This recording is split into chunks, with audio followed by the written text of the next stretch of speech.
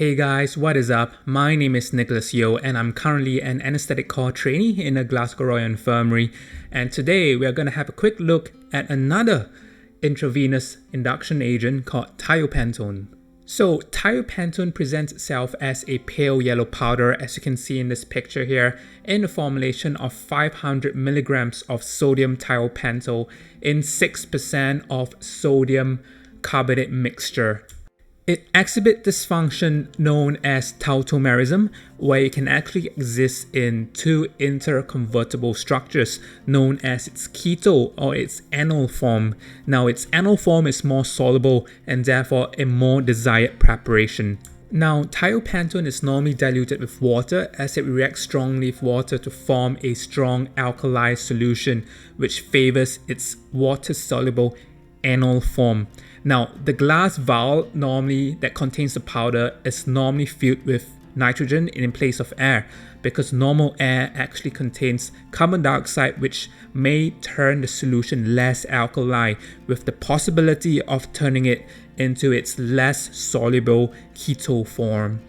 In terms of dosage, according to the Royal College of Anesthesia, a dose between 3 to 5 milligrams per kilogram would be sufficient for induction of general anesthesia, and it's normally used in its traditional thiosux induction. Thio means thiopentone and sux means succinylmetonium for its rapid sequence induction.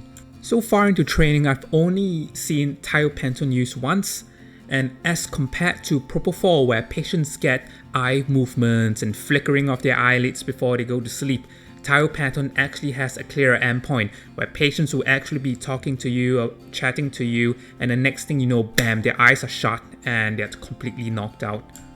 Now, in terms of how thiopentone works, it works by inhibiting the dissociation of the neurotransmitter called GABA from its receptor, therefore prolonging its effects, causing hyperpolarization of the cell membrane and reducing neuronal excitability in the nervous system.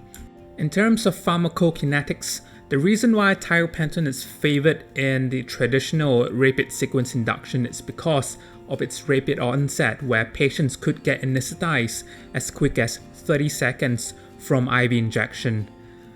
Now, the drug is metabolized in the liver and excreted in the urine.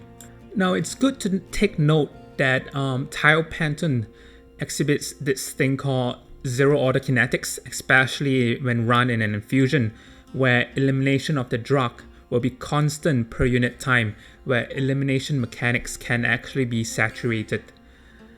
And lastly, we've talked about it earlier, it exhibits this function called tautomerism, where it can interchangeably switch between its enol and keto forms, and enol is more water soluble, and it's the form that we would like the drug to be in. Now again, if you've seen my previous video on propofol, I like the top-down approach to systemic effects of any drug or any medication. Now, firstly, when we talk about the central nervous system, thiopentone is a barbiturate and therefore has anticonvulsant properties. Now, similarly to propofol, thiopentone is also cerebroprotective. It causes a decrease of cerebral blood flow and also cerebral metabolic rate, and in turn ultimately decreasing cerebral oxygen demand and also consumption. Now, in terms of the cardiovascular system, thiopentone decreases the blood pressure and also decreases ultimately cardiac output.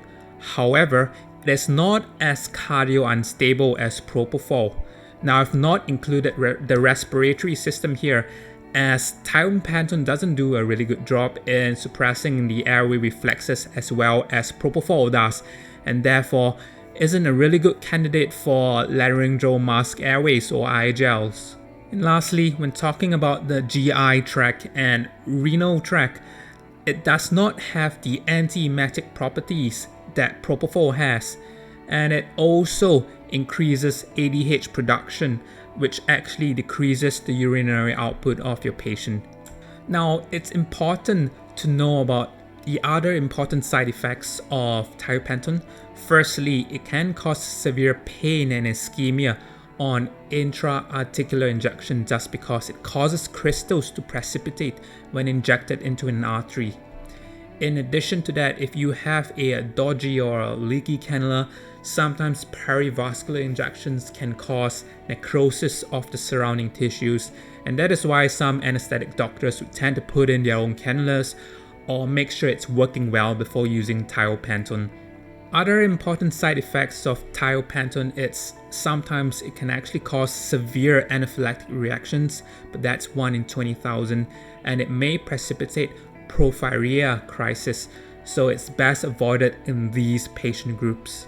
Now that's a quick snapshot of Thiopental in less than 10 minutes, and also probably examples on how propofol has actually gained popularity over Thiopental. Now if you really enjoyed this video, please give me a like and subscribe, and if you guys have any recommendations or things that you'd like to know about anesthesia, leave it in the comments section below and I'll try to get back to you.